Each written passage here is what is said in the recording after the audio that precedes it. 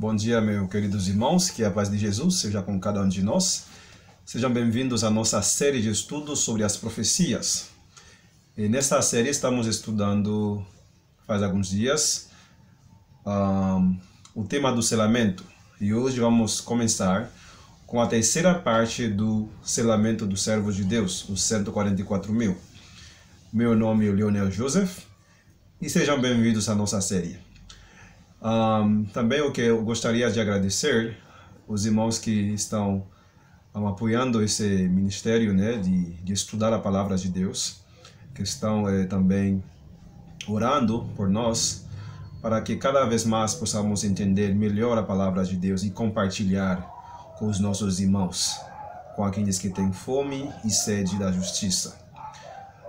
Antes de começar o nosso tema, a terceira parte do tema do selamento dos 144 mil, vamos fazer uma breve oração para evitar a iluminação, né, do Espírito Santo no nosso meio.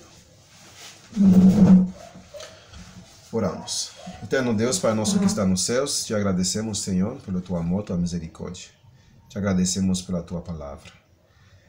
Te pedimos que abençoa os irmãos, as pessoas que vão ler, que vão estudar esse tema, que vão visualizar esse tema através desse canal. Perdoa nossos pecados, livra-nos do mal, e que o mesmo Espírito que inspirou os profetas ao escreverem a Bíblia possa também nos inspirar agora neste momento. Tudo isso nós te pedimos com o perdão de nossos pecados. Em nome de Jesus. Amém. Muito bem, meus irmãos, sejam bem-vindos. E hoje vamos estudar de maneira mais profunda o tema de separação, a separação que vai acontecer na Igreja de Deus. E como base desse tema de hoje, vamos estudar de maneira mais ampla a parábola do trigo e do joio. É um tema muito discutido, essa parábola é muito estudado entre nós, adventistas do sétimo dia.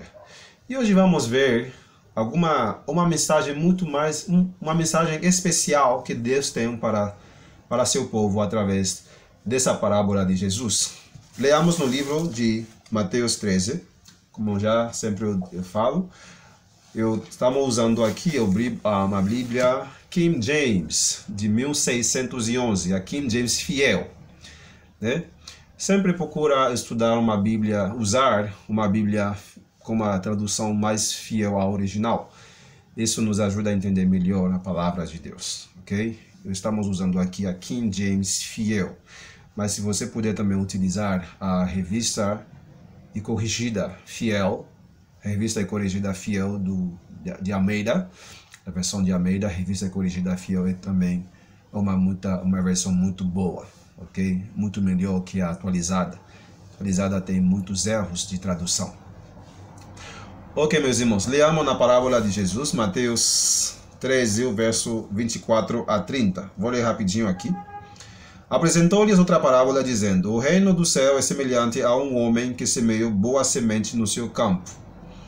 Mas enquanto dormiam os homens, veio seu inimigo e semeou joio no meio do trigo e seguiu o seu caminho. Mas quando o caule cresceu e produziu fruto, apareceu também o joio. Assim os servos do dono da casa vieram e disseram a ele: Senhor, não semeaste boa semente no teu campo? De onde então vem esse joio? Verso 28. E ele disse-lhes: O inimigo é quem fez isso. E os servos lhe disseram: Queres então que vamos e o colhamos? Ele, porém, disse: Não, para que, ao colher o joio, não arranqueis também o trigo com ele. Deixai-os crescer junto até a colheita.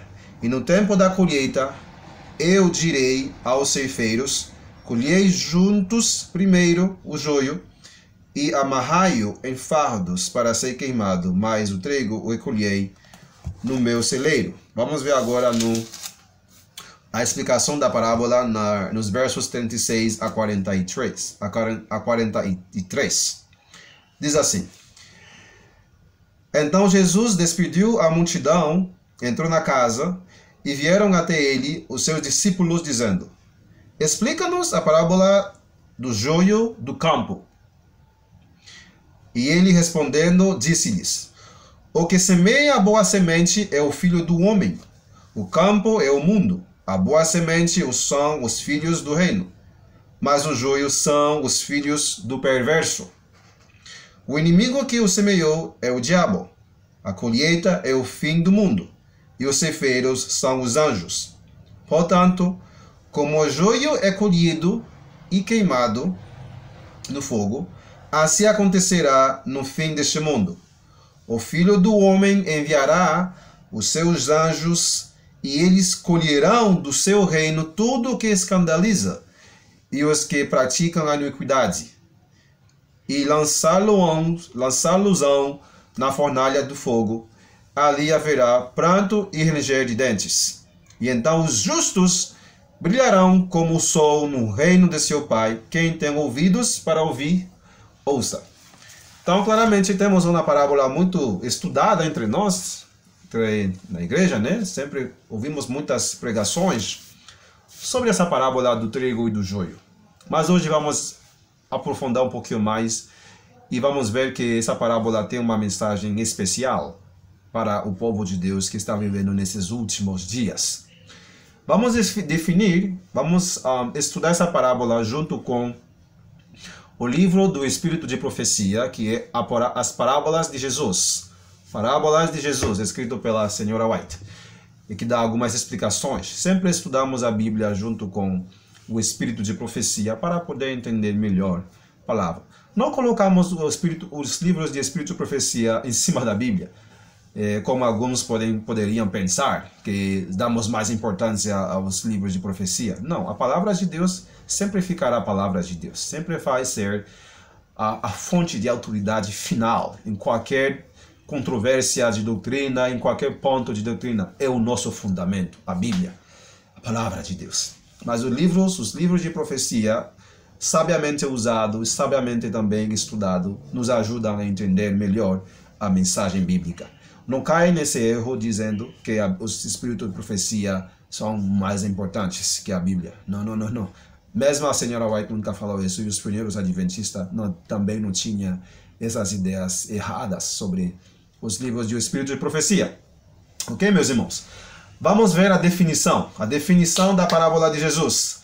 Agora vamos no livro Parábola de Jesus, página 30, vamos ler a seguinte declaração. O campo, disse Cristo, é o mundo. Mateus 13, 38. Precisamos, porém, entender isto como significativo da igreja de Cristo no mundo. Jesus diz que o campo é o mundo. Mas a senhora White diz, devemos entender isto como significativo da igreja de Cristo no mundo. A parábola é uma descrição pertinente ao reino de Deus, sua obra pela salvação dos homens. E esta obra é executada pela igreja. Em verdade, o Espírito Santo saiu a todo mundo, opera no coração dos homens em toda parte. Mas é na igreja que devemos crescer e amadurecer para o celeiro de Deus. Parábola de Jesus, página 30. Então, claramente, que o campo aí não está se referindo ao mundo de fora, ao mundão, que não tem nada a ver com o reino de Deus. A parábola de Mateus 13, verso 24, no primeiro verso, de apresentou-lhe outra parábola, dizendo, o reino do céu é semelhante a um homem. Está falando do seu reino, está falando da sua igreja aí. Então, claramente, o campo aí se refere à igreja de Cristo no mundo. Vamos definir agora o que é o joio e o que é o trigo, segundo esse mesmo livro, Parábola de Jesus, a página 30, na mesma página, no capítulo 4. Diz assim, o que semeia a boa semente é o filho do homem. A boa semente são os filhos do reino e os joios são os filhos do maligno. Mateus 13, verso 37 e 38. A boa semente representa aqueles que são nascidos da palavra de Deus, da verdade.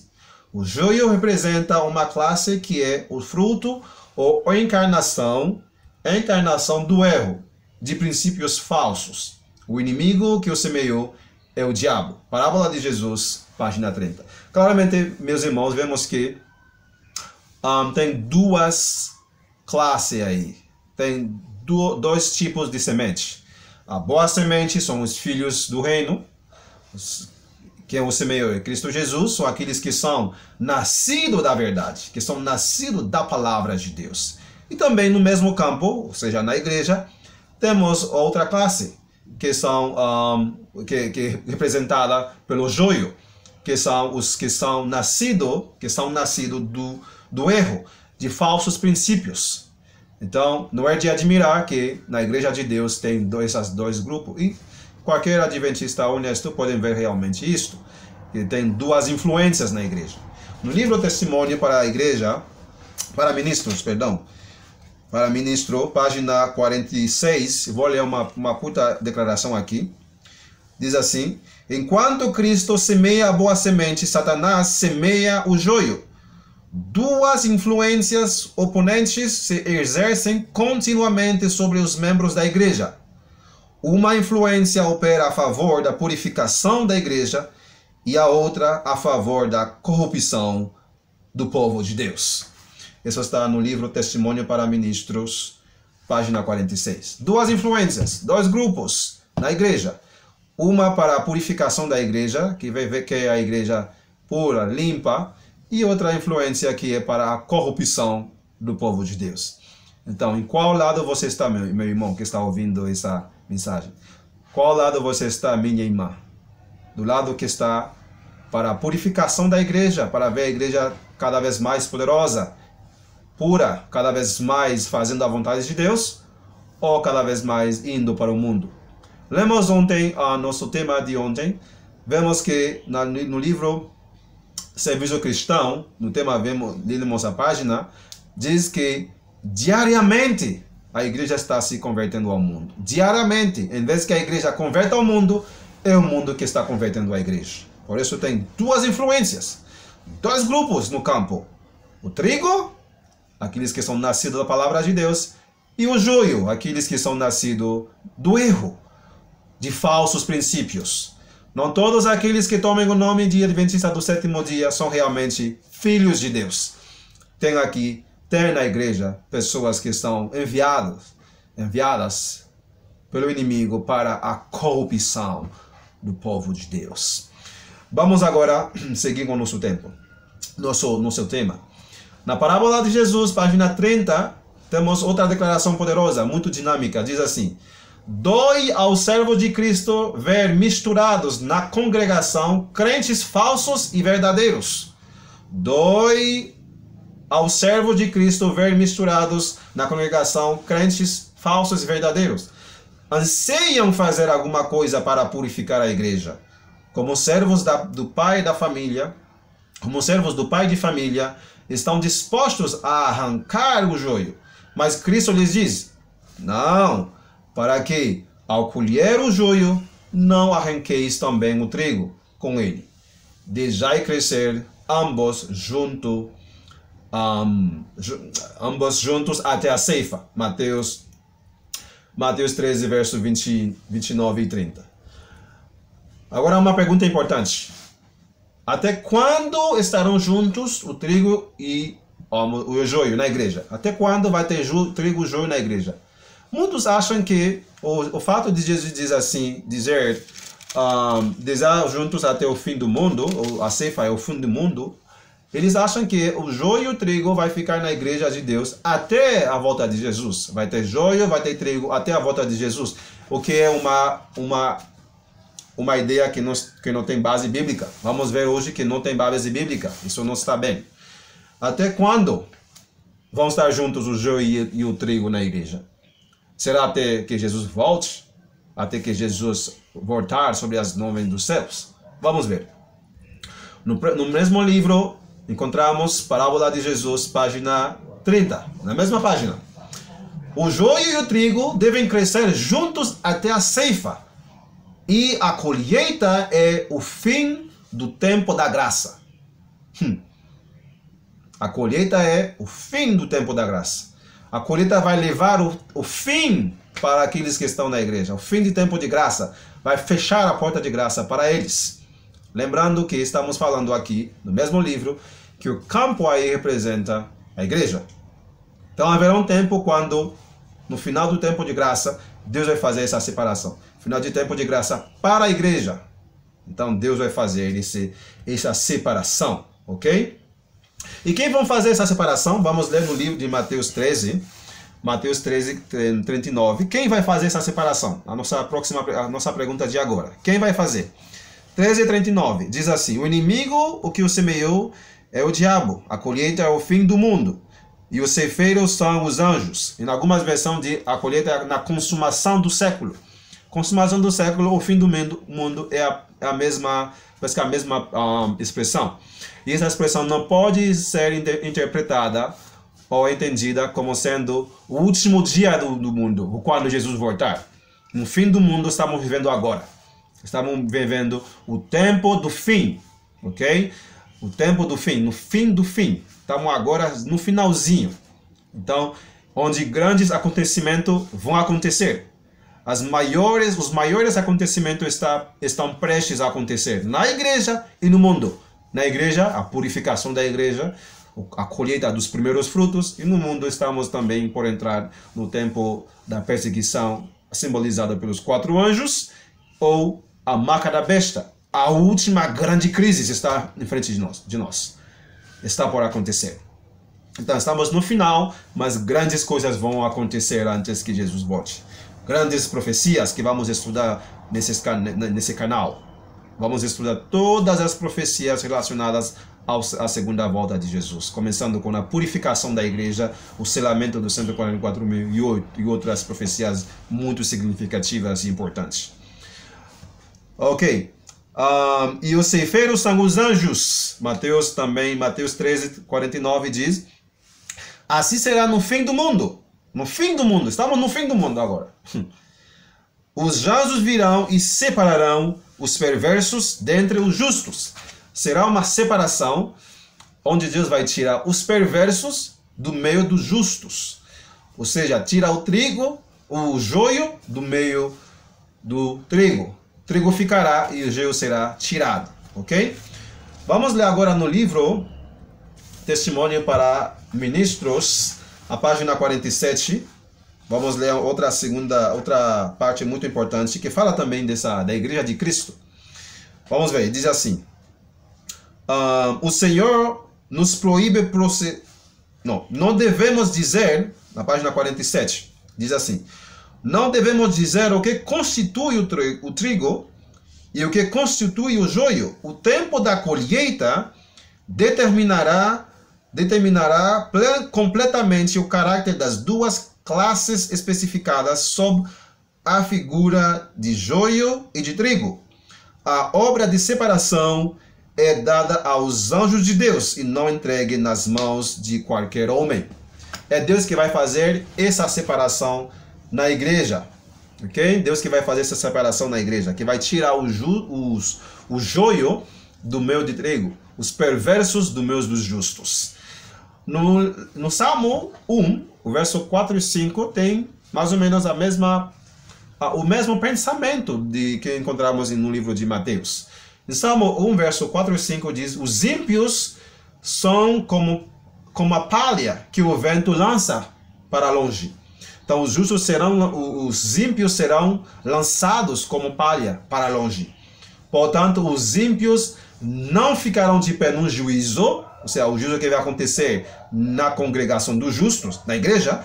Os ímpios não ficarão de pé no juízo, nem os pecadores na congregação dos justos. Até hoje, tem pecadores, tem ímpios no meio da congregação. Mas haverá um tempo muito em breve, meus irmãos, no juízo dos vivos, no juízo para os vivos. Então Deus vai lançar para longe, para fora, os ímpios que estão na congregação dos justos. Então, o Salmo 1, verso 4 e 5. Um salmo que cada vez mais que lemos muito, mas os últimos versos são muito significativos, onde Deus vai fazer um juízo na sua congregação, na congregação dos justos. E que diz 1 Pedro 4,17? É o momento e o tempo que o juízo vai começar pela casa de Deus, pelo santuário de Deus, pela igreja. 1 Pedro 4,17. Então, esse juízo para os vivos, não está falando dos juízos para os mortos, porque os mortos nada sabem. Estamos falando dos juízos para o vivo. Primeiro, Deus começa desde 1844 o juízo para os mortos. Temer a Deus, de glória, porque a hora da sua juízo é chegada. Está claro? Mas vai passar da fase do juízo investigativo dos mortos para entrar no juízo executivo para os vivos. Então, os perversos na igreja serão tirados para fora. Serão, no caso, serão visitados. Ok? Muitos pensam também que o joio vai sair. Ah, vai sair. Claro, tem uma fase que alguns joios, tem pessoas que não estão bem, que não são nascidas da palavra, que não são nascidas da verdade, saem. E assim acontece. Que entram pelo batismo e saem pela porta do fundo, saem da igreja. Mas tem uma classe de joio que não sairá, que vão ficar na igreja e é somente Deus que vai tirar eles. Tem uma classe que não vai sair. Não podemos imaginar que os joios vão saindo, até que só fica trigo. Não é isso que diz a palavra de Deus. A obra de separação que vai ser feita no campo, na igreja, são os anjos que vai fazer essa obra completa e final. Uma obra totalmente completa, onde não ficará nenhum joio no meio do trigo. Não ficará nenhum perverso no meio dos justos. Então, temos que estudar esses temas muito mais aprofundadamente. Nessa ceifa que acontecerá no campo, na igreja, os 144.000 serão os primeiros frutos, as primícias, segundo Apocalipse 14, verso 4. Apocalipse 14, verso 4 diz que os 144.000 são as primícias para Deus e para Deus e para o Cordeiro. Então são as primícias, os primeiros frutos. E como o selamento desses servos de Deus é a obra final que será feita em favor da igreja, Testemunho para a Igreja, volume 3, a página 266, segundo essa página de Testemunho para a Igreja, a obra final que Deus vai fazer em favor da sua igreja, essa última obra vai ser o selamento dos 144.000. E como o Apocalipse diz que eles são as primícias, os primeiros frutos da colheita final que Deus vai fazer na sua igreja, então deve haver segundos frutos. O nosso intuito hoje nesse vídeo é para mostrar que haverá dois frutos, dois grupos na última colheita, os primeiros frutos e os segundos frutos. Mais na frente a gente vai entrar nos detalhes. E como o selamento desses servos de Deus é a obra final que será feita em favor da igreja, Testemunho para a Igreja, tomo 3, volume 3, página 266. Então, o selamento e a separação, o selamento dos 144.000 e a separação do joio do meio do trigo, dos que vão ser selados e os que ficarão sem o selo, haverá uma separação. Os selados ficarão e os que não vão ser selados serão tirados fora, lançados fora do campo. Então, esse é o mesmo evento narrado na parábola do trigo e do joio. Então, temos Apocalipse 7, Apocalipse 14, Ezequiel 9 e Mateus 13 fala do mesmo evento, do mesmo acontecimento que vai acontecer, do mesmo acontecimento que logo vai ocorrer na igreja. Então, é o mesmo evento narrado na parábola de Mateus 13, na revelação de Apocalipse 7 e na profecia de Ezequiel 9. Na parábola Mateus 13, temos o joio e o trigo. Na revelação de Apocalipse 7, encontramos, na revelação aqui no Apocalipse 7, encontramos os 144.000 servos de Deus. E na profecia de Ezequiel 9, encontramos aqueles que vão ser selados. E por que vão ser selados?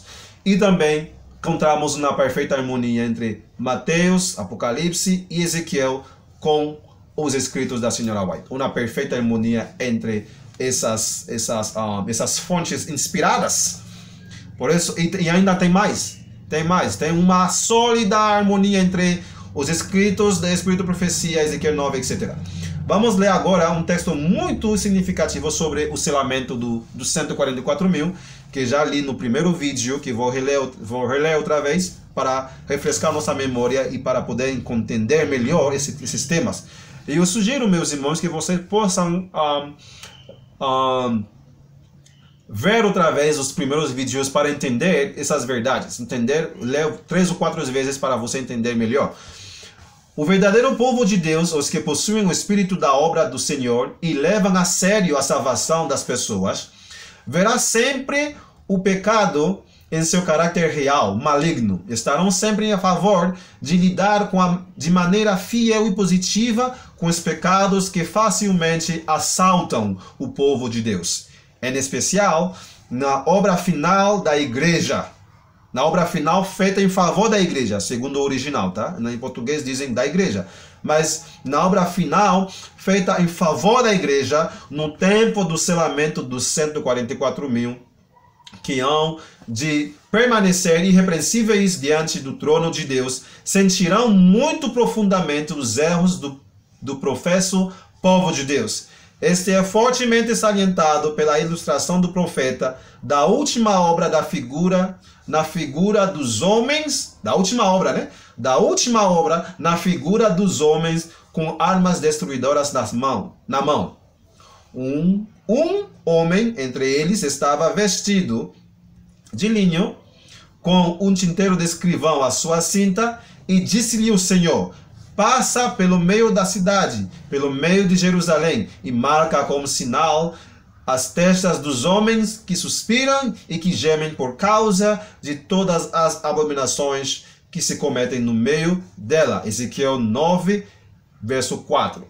Claramente que o selamento dos 144.000 é a obra final que Deus vai fazer a favor da sua igreja, e também é a última obra que Deus vai fazer. Não a última obra do mundo. Está falando da igreja. Jerusalém, Israel, igreja. São términos que são relacionados, términos relativos à igreja de Deus. Então, meus irmãos, temos que entender esse assunto do selamento com relação a Ezequiel 9, com relação a Apocalipse 7 e também da parábola de Jesus. Porque a parábola de Mateus vai ser uma colheita. Colher o quê? Frutos. No caso é trigo.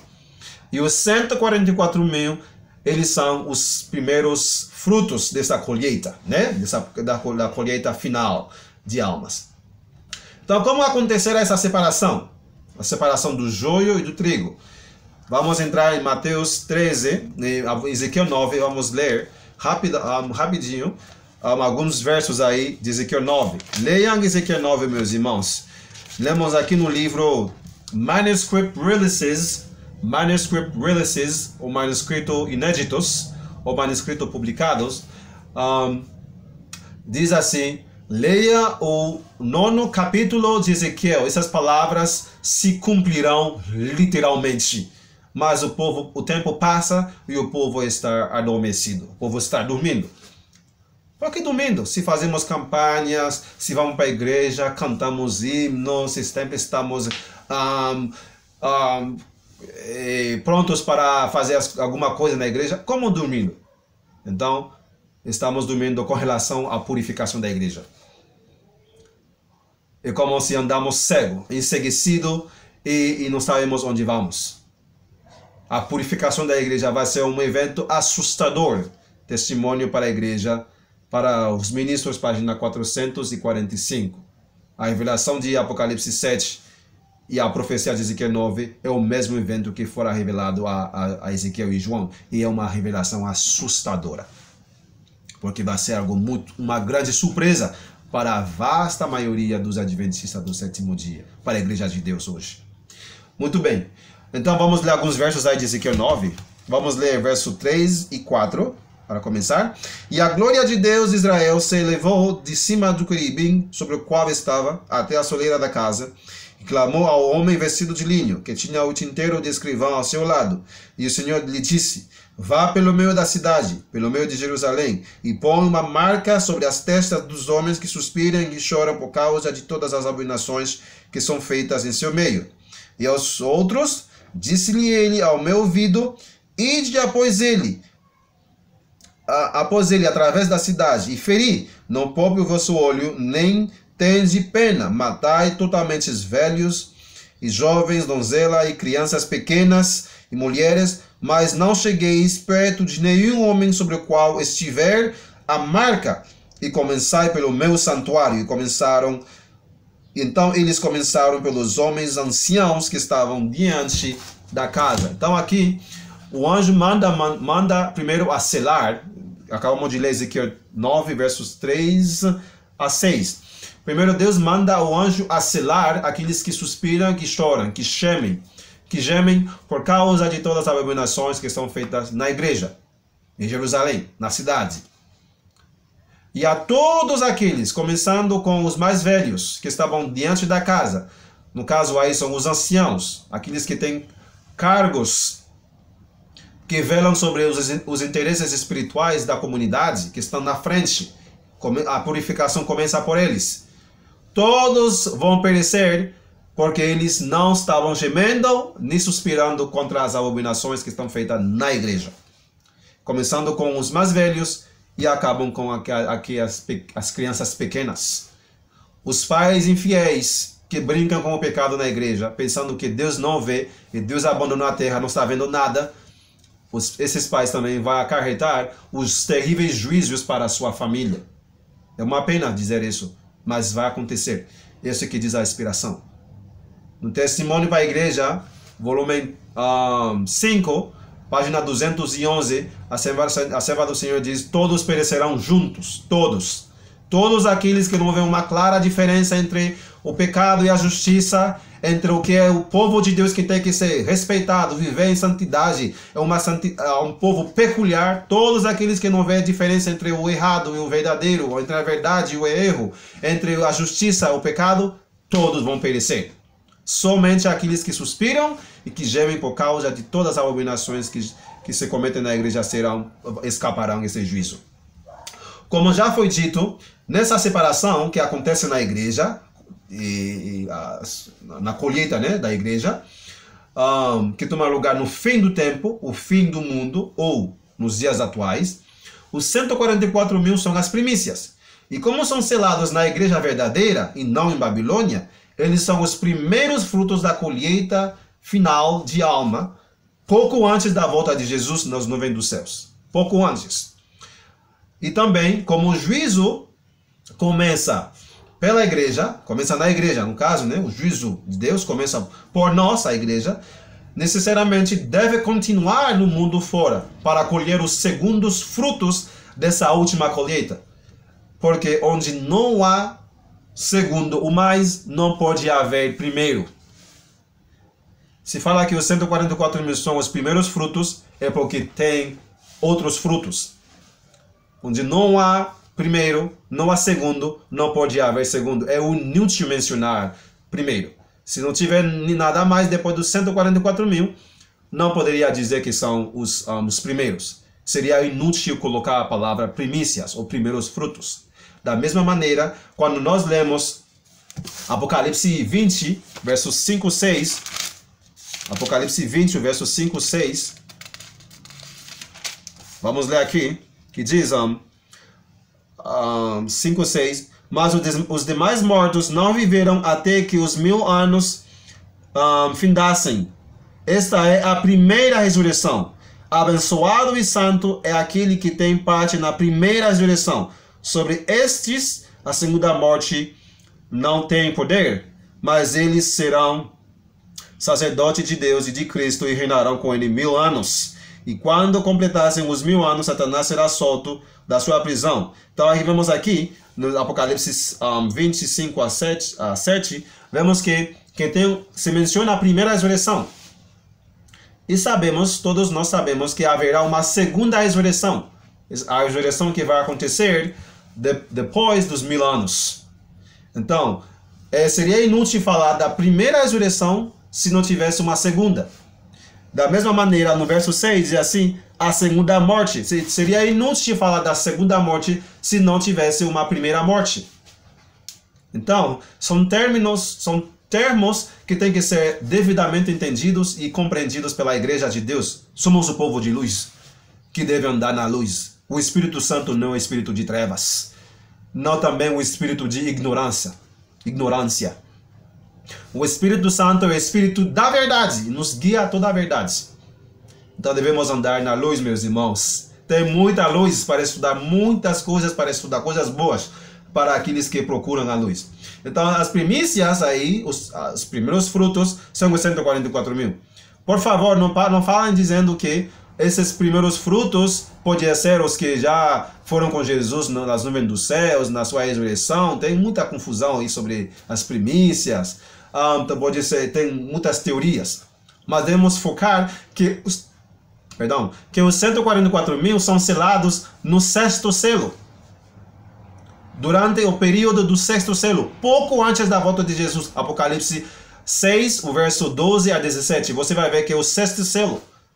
Aí fez uma pergunta: quem poderá subsistir o grande dia da ira do Cordeiro? Aí vem a resposta no capítulo 7. Então os 144 mil são selados no último período, na última hora agora. E como acabamos de ler em Testemunho para a Igreja, é a obra final que Deus vai fazer na sua igreja. E também não poderiam representar aqueles que morrem desde 1844. Tem uma teoria também, uma teoria que não tem base bíblica, que diz os pioneiros desde 1844 eles vão fazer parte com os 144 mil. Não. E eles estarão com os 144 mil, não serão um deles. Na página 40 de Primeiros Escritos, quando a senhora White teve a visão sobre Enoque, o anjo falou claramente para ela: se você for fiel até o final, você estará com os 144 mil visitando os mundos. Ok? Não é, a senhora White não faz parte dos 144 mil, não é um deles. Será um com eles. Por quê? Porque os 144 mil são selados justamente antes do sopro dos quatro ventos. Por quê? Porque vão fazer uma obra. Eles vão se opor à marca da besta. São eles que Deus vai usar para terminar sua obra. Então não poderia ser mortos entre eles. Na verdade, Testemunho para Ministros, página 444, eu devo esclarecer isso porque é muito importante. Tem muitos que acham que haverá mortos entre os 144 mil. Não, meus irmãos. Não haverá morte entre os 144 mil. Aí vamos ler aqui no livro Testemunho para os Ministros, que diz assim: se devem vir cenas como estas, tão tremendo juízo sobre o mundo culpado, onde estará o refúgio do povo de Deus? Onde estarão abrigados até que a indignação haja passado?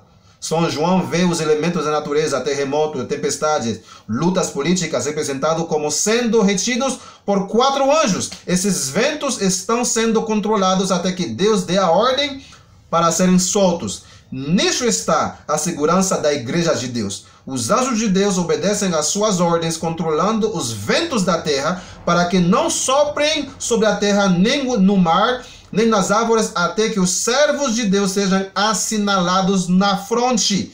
O poderoso anjo é visto subindo do oriente, do nascente do sol. O mais poderoso dos anjos tem na mão o selo de Deus vivo, ou daquele que é o único que pode dar a vida, que pode gravar nas frontes o quê?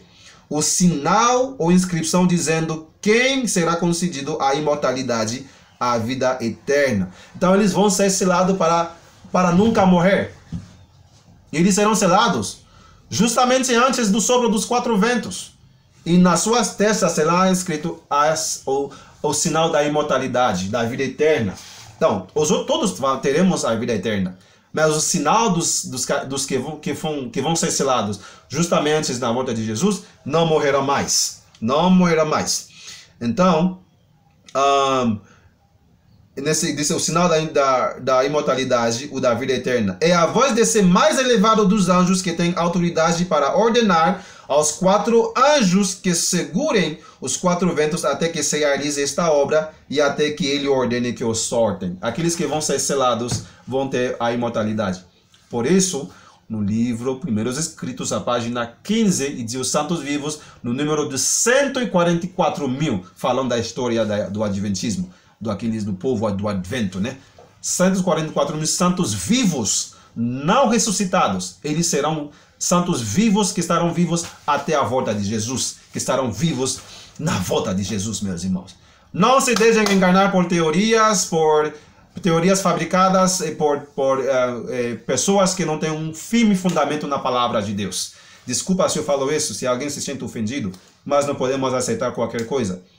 Os servos de Deus, os 144 mil, são as primícias dos vivos. A primícia da colheita que será feita na última obra da igreja. Serão selados na última fase. A última obra, na obra final, feita a favor da igreja. Não para dormir e descansar para a ressurreição, mas para ficar de pé durante o grande dia de Deus. Amém. Aleluia. Ser selados para ficar, para afrontar as cenas finais da igreja. As cenas finais deste mundo. Não pode ser pessoas que vão ser selados para dormir nos túmulos. Não, meus irmãos. É uma teoria muito falsa. É falsa. A senhora White foi dita a senhora White, o anjo diz, se você for fiel, você com os 144 mil. With the 144,000. With. A preposição em inglês é with, com. Ok? A preposição está bem traduzida em português. É com os 144 mil. Não você com. Não vou dizer. Os 144 mil vai visitar. Você com os 144 mil. With the 144,000. Está claro, muito bem claro no texto original. Não se deixem enganar. E além disso, Apocalipse 6, o verso 17 diz: porque é vindo o grande dia da sua ira, e quem poderá ficar, e quem será capaz de ficar de pé? Quem será capaz de ficar de pé? Não que vai ressuscitar para ficar de pé. Quem será capaz de ficar de pé? Verso 7 primeiro. Depois de vir dessas coisas, vi 4 anjos, etc. E quem é? Viu o número daqueles que foram assinalados. 144 mil. E depois diz, viu uma grande multidão depois deles. São esses dois grupos que ficarão de pé durante esse grande dia da ira de Deus. Os mortos não sabem nada. A senhora White vai estar no túmulo. Haverá, claro, lógico, haverá uma ressurreição especial. Vai haver uma ressurreição especial e vão ressuscitar. Mas vão ressuscitar não antes do selamento para ser selado. Vão ressuscitar depois do selamento dos 144 mil. Vamos entrar em todos esses detalhes, meus irmãos. Lamentavelmente, há muita confusão na igreja sobre ressurreição especial, 144 mil. É uma teoria que diz 10.144 até a volta de Jesus, somente 144 mil vão ser selados. Uma coisa doida, muita loucura, que não tem base bíblica. Então, meus irmãos, vamos estudar com mais força, com mais energia e com mais oração. Agora, meus irmãos, na quarta parte, vamos entrar numa profecia muito significativa. A profecia de Isaías 66, o verso 15 a 21. Uma parte muito importante. Você não pode perder essa parte. Aí você vai encontrar a resposta dos segundos frutos. A grande multidão que Deus mostrou a João depois do selamento dos filhos de Deus, os 144 mil. Deus abençoe você, que possamos ficar em oração, vamos estudar a palavra de Deus. Agora que vamos passar na quarta parte. É um prazer estudar com vocês, é um grande prazer. E que Deus nos abençoe todos, que possamos ser selados em nome de Jesus, que possamos fazer a nossa parte enquanto Deus está fazendo a sua, enviando a verdade presente para seu povo remanescente. Um Deus de amor, um Deus que quer nos salvar. Deus não quer que sua igreja fique morna, fria, cega, desgraçada, miserável. Deus quer uma igreja poderosa.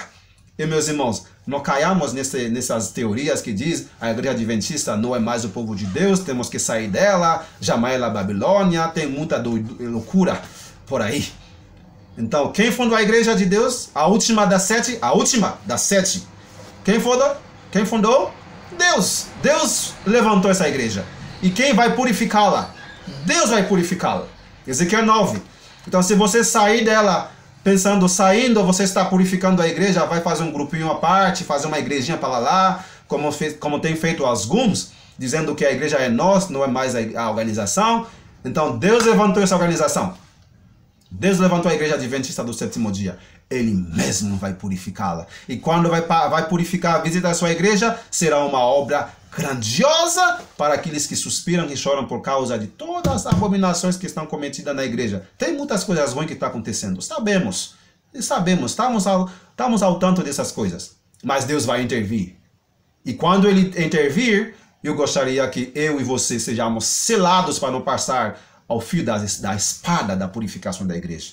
Não podemos brincar de ser adventista. Temos que ser pessoas verdadeiras. Pessoas que servem a Deus e seguem ao Cordeiro. E não seguem os ventos de teorias falsas. Dizendo, sai da igreja, é Babilônia, não é mais adventista. Quem fundou? Deus. E quem vai purificar? Ele mesmo. Que vai fazer essa obra final de purificação.